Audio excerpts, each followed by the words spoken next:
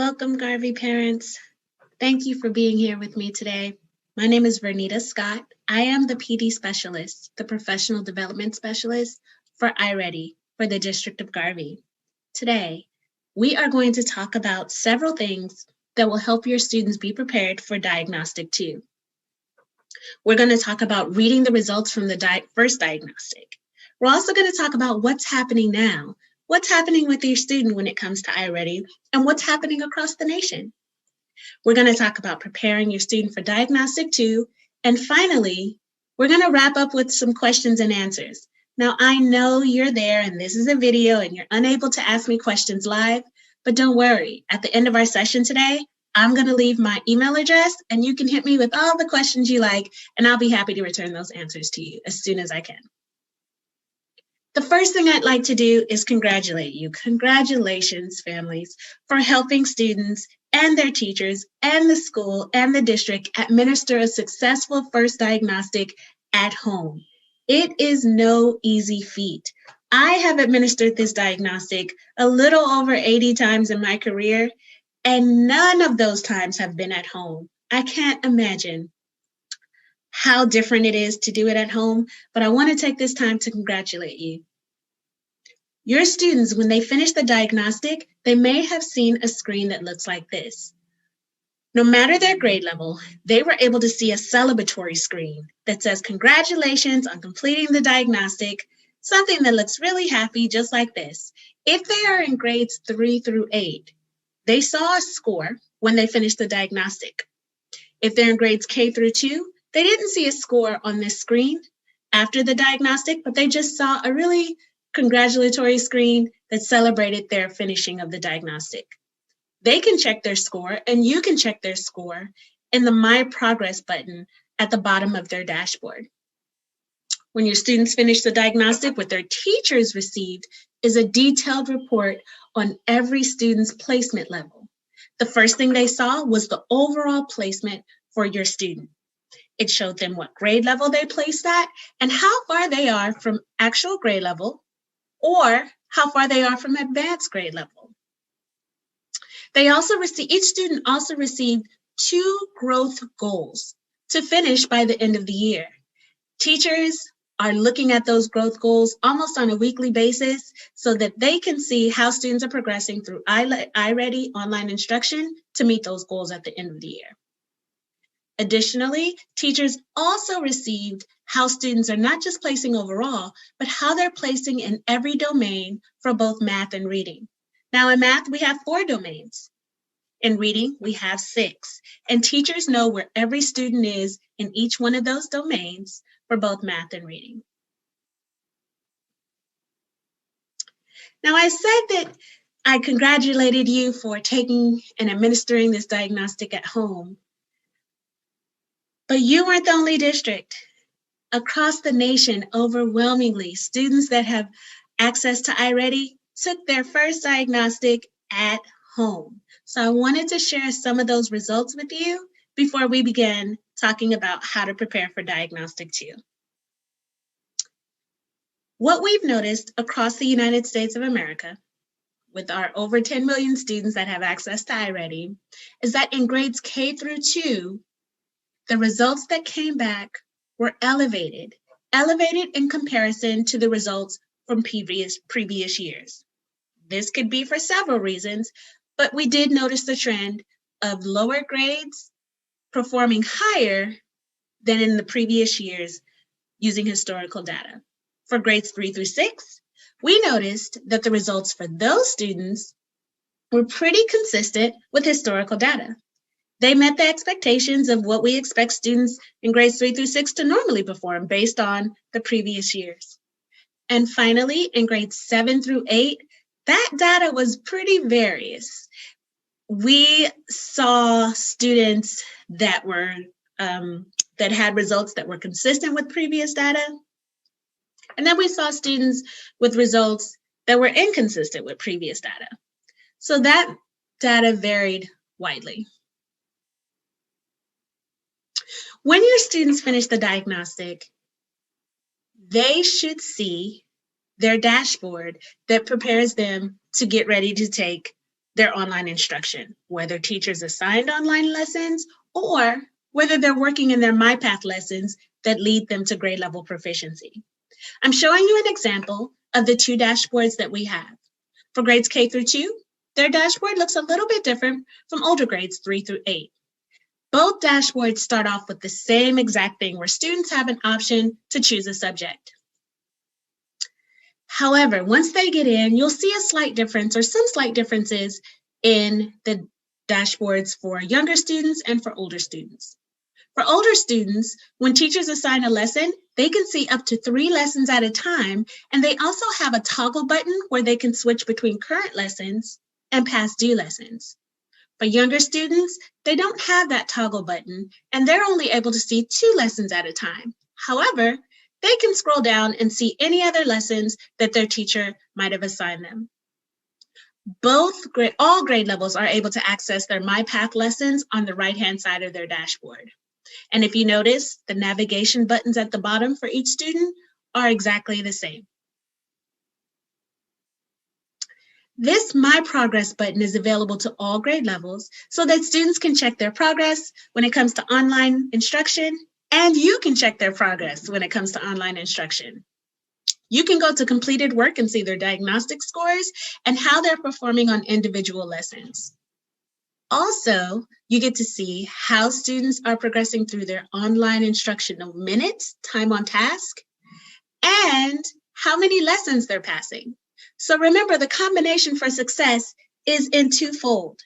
1, students should be spending 30 to 49 minutes per week per subject.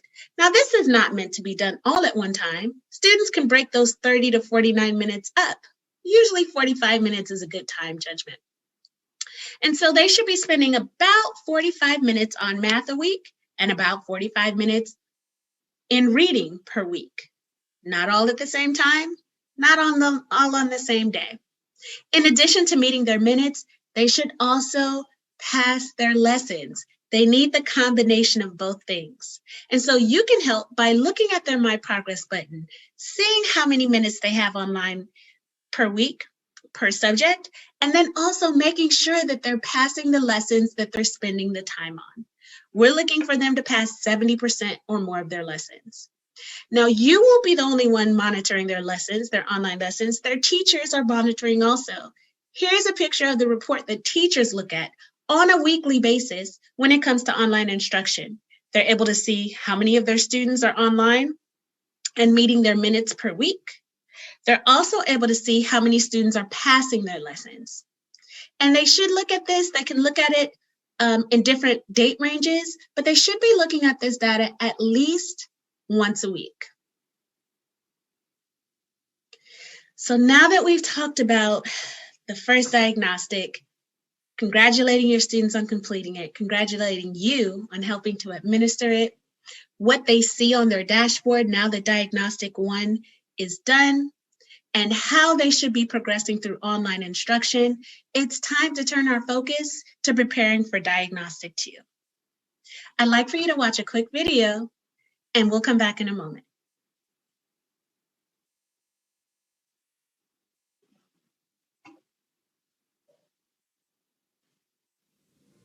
Hello, my name is Mark and I'm one of the many iReady people trying to help families navigate these challenging times of at-home learning.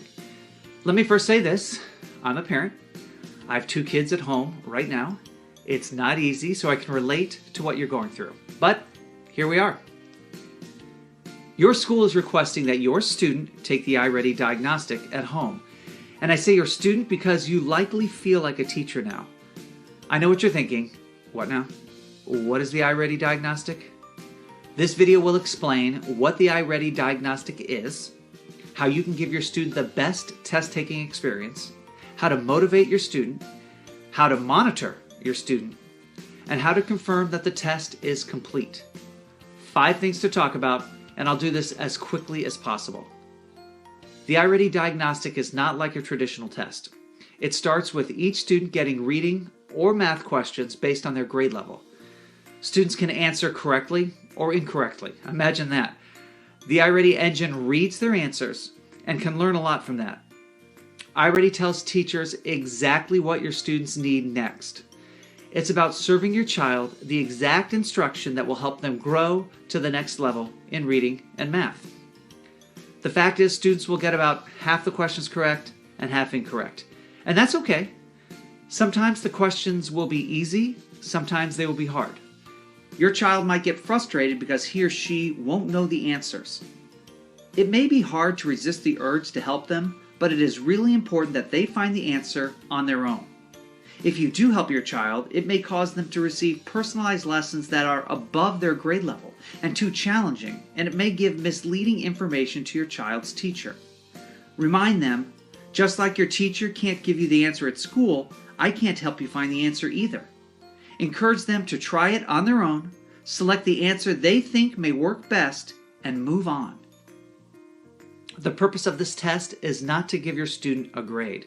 Please make sure your student knows this. There will be no grades given. All they need to do is try their best, stay steady and focused, and finish the assessment. Now that you understand the purpose of the assessment, here's how to prepare for it. Choose the right time and place. As for time, the iReady Diagnostic takes between 45 and 60 minutes to complete. We strongly suggest you split up this time into shorter sessions. 15 to 20 minute sessions are best. The test remembers where you left off, so there's no reason to finish all of it in one sitting. Naturally, students should take the diagnostic in a quiet and private place away from noises or distractions. Once you've chosen when and where your child will take the assessment, you'll want to make sure everything is working correctly. Confirm that you have the correct login information from your child's teacher. Then, check the device that you're using is working properly. We recommend you run a systems check and test earphones before your child starts to take the test. Finally, gather paper and pencils for your student so they can work out math problems and take notes while they're taking the test. Even though the test is on a computer, your student can still use scratch paper to work out problems. Okay, the last thing your student wants to do right now is take a test. That's why it's so important to motivate her or him to do their best. Explain why they're taking the diagnostic so their teachers know what skills need to be focused on. Explain why it's important to do their best, because if they don't, the online lessons will be too easy and boring. Explain how the diagnostic works. Questions are hard, then easier, then harder, then easier. And explain that it's okay to not know all of the answers. Just choose the best answer and move on when the question seems too difficult. For younger students, you might want to take a bit more time familiarizing them to the computer or the iPad they'll be using. Practice with them and make sure they feel comfortable navigating the page with the mouse or their finger. Lots of great support can be found at iReadyCentral.com/KCorner. To monitor your student, remind them to work out their math questions on paper. If you notice them getting tired or speeding through the questions, offer encouragement or suggest they take a short break. And most importantly, and I mean this is really, really important, do not help your child on the test. No hints, no head nods, no prompting. This test isn't about figuring out what you know. It's about what they know. Remember, the main goal of the assessment is getting online lessons that are just right for your student. It's not about giving a grade. There are ways you can support your child without giving away the answer. For example, start by telling them, just like if I were a teacher at school, I can't help you find the answer. It's okay if you're stuck. Remember, this test will give you some tough questions. Try your best. For additional ways to support your child when they get stuck on the diagnostic, use page 2 of the family checklist. Finally, your student will receive a congratulatory message once the test is completed, and lessons will appear on their screen. If there's any question as to whether the student has fully completed the assessment, confirm with the student's teacher. Make sure that your student logs off his or her account once he or she is done. Okay, you're an expert on iReady now. Thanks for the tremendous job you are doing juggling everything, and thank you for being a part of the iReady family.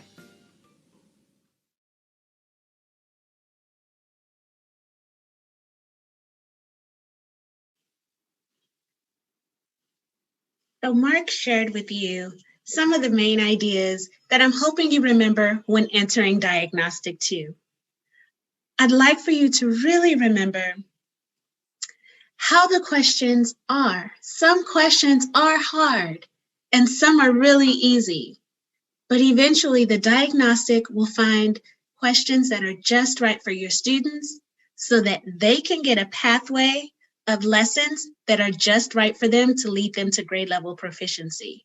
We call this the Goldilocks of assessment. Just right is the end goal. What happens if you help your student with just one question? You remember the results from the nation. Grades K through 2 especially, it's super difficult to not answer your students when they really want your help because the questions might be a little challenging. But if you help them with just one question, the first thing is they'll receive even harder questions. This is an adaptive diagnostic. So some questions will be hard, and then it'll adjust down to give them some questions that are easier until it finds the exact level where questions are just right for your student. So don't help them. Next, if you help your student, the teachers won't get the right information that they need so that they can give your students the proper instruction that they need to help your child grow. Remember that report I showed you at the beginning? That's what teachers see. And if they see the results of you answering questions, they see your diagnostic results as opposed to your students' diagnostic results. Remember the growth measures that I showed you. Those growth measures are based on student diagnostic results. And if the results are not authentic, the growth measures won't be right for your student. Also, your teacher may ask your student to retake the test if it doesn't line up with how students are performing on a daily basis in class. And finally, the online lessons might be too difficult if answers are given by someone older, you or a sibling or a cousin or an aunt. I know you want to help your child, but the best way to help them is not to help them. There are some things that you can do to prepare your students for the diagnostic. You can make sure that you know the exact time and the exact days that your teacher wants all of their students to take the diagnostic. You can make sure that there's a quiet place. Maybe even invest in headphones so that your student has all the outside noise drowned out and they can focus on iReady questions. And then finally, make sure they have supplies. They can have something to write with and something to write on that might make their testing experience just a little more easier. Finally, if you need any help at all, you can go to iReady Central. We have an entire website dedicated to families. I'll go there now. And where I'm going is to iReadyCentral.com/Family Center. And on this website, you can find family guides. You can find answers to frequently asked questions. If you just need another explanation of what is iReady, there are different videos that you can watch that really explain the iReady experience for your child and why it's one of the best experiences, educational experiences that they can have. And then finally, this last tab of supporting learning at home. When your student finishes that second diagnostic, there are still things that you can do to support them. And those resources are right here. The checklist that my friend Mark talked about is right here under the digital readiness kit for families, and also other resources for you to help your student progress through iReady online instruction. Well, families, you have taken in a lot of information over these last minutes together, these 20 minutes that we spent together. As promised before, I will not leave you without being able to answer questions or ask your questions to me. So here is my email address, Vernita Scott. My email is vscott@cainc.com. I want to thank you for